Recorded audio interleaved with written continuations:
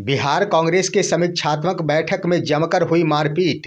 प्रदेश अध्यक्ष राजेश राम और पूर्व विधायक दल के नेता शकील अहमद खान के सामने ही चले लात घूंसे।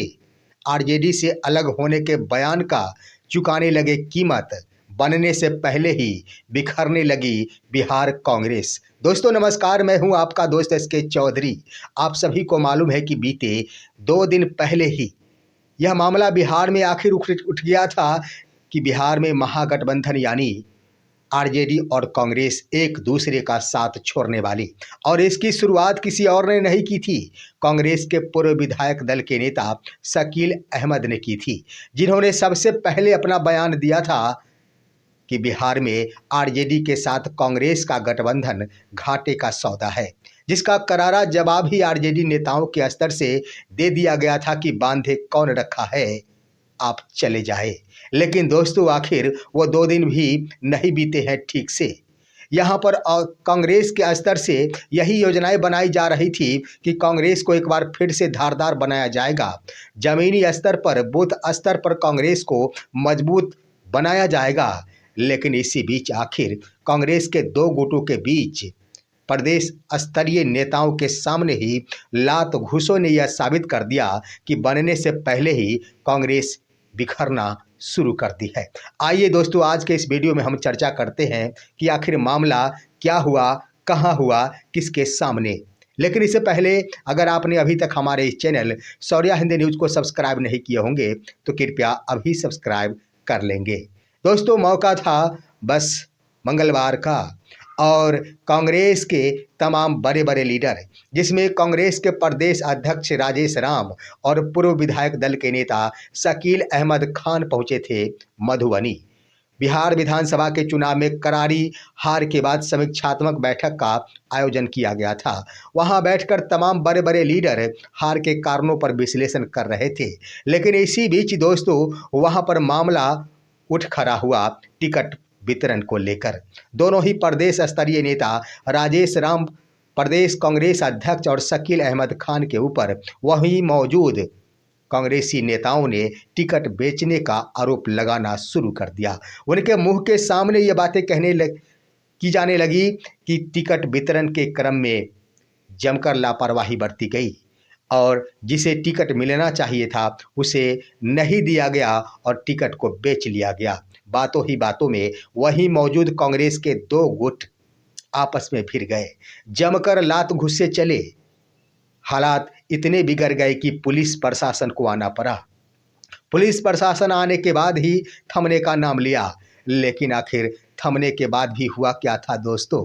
कांग्रेस के एक बड़े लीडर बीएसपी के जिला परिषद सदस्य ताजाउद्दीन खान गंभीर रूप से जख्मी हो गए उस लात घुसे मारपीट में।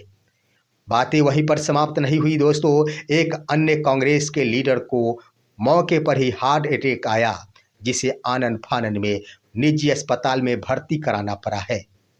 दोस्तों वहां पर बीएसपी के जिला परिषद सदस्य गंभीर रूप से घायल हुए, जो कि एक गुट के थे, यानी दोनों ही गुट के नेता, एक एक नेता को हॉस्पिटल में भर्ती होना पड़ा। ये रहा कांग्रेस की समीक्षात्मक बैठक का परिणाम। दरअसल दोस्तों मौका क्या था कि मधुबनी जिले के अंतर्गत महागठबंधन के अंदर बिहार कांग्रेस को 2 सीटें मिली थी, जिसमें एक बेनीपट्टी और दूसरा था फुलपरास। बेनीपट्टी से नालिनी रंजन झा को उम्मीदवार बना दिया गया, जो कि एक नए प्रत्याशी थे। तो वहीं फुलपरास से सुबोध मंडल को उम्मीदवार बना दिया गया, वो ही एक नए उम्मीदवार थे। और परिणाम ये हुआ कि करारी हार का सामना करना पड़ा।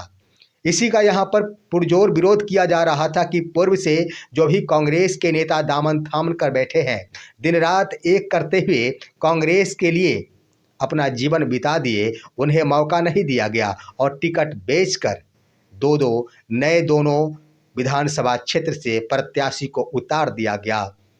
यह बर्दाश्त नहीं किया जा सकेगा। कार्यकर्ताओं के स्तर से यही आरोप लगाए जा रहे थे, जिसका आखिर राजेश राम और शकील अहमद खान का पक्ष लेते हुए एक दूसरे गुट के द्वारा जो ही विरोध करना शुरू किया गया, लाठी और डंडे चलने शुरू हो गए और भयावह स्थिति बन गई। लोग इधर उधर भागते नजर आए।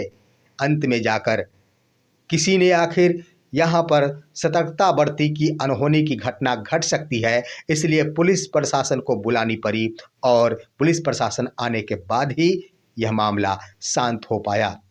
आखिर अंत में पार्टी के हितों का ख्याल रखते हुए, पार्टी की प्रतिष्ठा की बचाव करते हुए कांग्रेस के नेता ने, वही एक नेता जिन्होंने बातें कही है कि दोनों ही गुट की ओर से जो झगड़े हुए हैं वह दोनों आपस में ही हमारे ही दल के गुट के लोग हैं, जो बातचीत कर निदान करना चाहिए था, परंतु झगड़े करके ये जो तस्वीरें प्रस्तुत की गई है कहीं से भी सही नहीं हुई है। लेकिन दोस्तों यहाँ पर गौर करने की बात है कि आरजेडी से अलग होकर अपने आप को एक नई पहचान बनाने की कोशिश में बिहार कांग्रेस को हो क्या गया?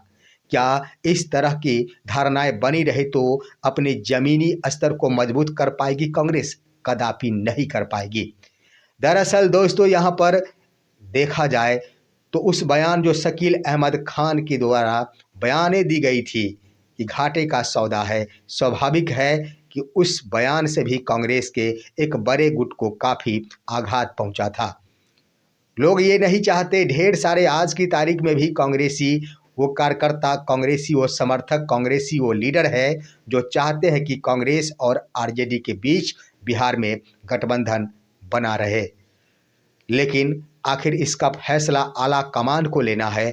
आला कमान के स्तर से, यानी राहुल गांधी के स्तर से हो या फिर कोई अन्य बड़े लीडर्स प्रियंका गांधी के स्तर से हो, अभी तक इस पर तस्वीरें साफ नहीं की गई कि हम बिहार में आरजेडी से अलग रहकर ही चुनाव लड़ेंगे। और ये बातें सत्य है कि जो परिणामें सामने आई है, भले ही उस रूप को दूसरे रूप में बदल दिया गया, टिकट बिक्री की बातों पर बदल दिया गया, लेकिन मामला कहीं ना कहीं जुड़ा हुआ शकील अहमद खान के बयान से जरूर है, क्योंकि सबसे पहले उन्होंने कहा कि आरजेडी के साथ गठबंधन घाटे का सौदा है। कहीं ना कहीं आहट पहुंची है कुछ कांग्रेसी कार्यकर्ताओं को, जिसके कारण उन्होंने इन बातों पर कुछ ज़्यादा बातें नहीं की, परंतु टिकट वितरण के मसले को लेकर आखिर जोरदार हंगामा शुरू कर दिया। देखना है आगे क्या कुछ होता है, लेकिन ये हालात रही तो कांग्रेस जहां आगे बढ़ने की कोशिश में है और भी धरातल में समा सकती है। इस पर आप क्या कहेंगे? अपनी राय कमेंट के माध्यम से दीजिए। हमारे इस वीडियो को ज़्यादा से ज़्यादा लाइक और शेयर कीजिए और अब दीजिए अपने दोस्त को इजाज़त। हम फिर मिलेंगे आपसे अगले वीडियो में, तब तक के लिए नमस्कार।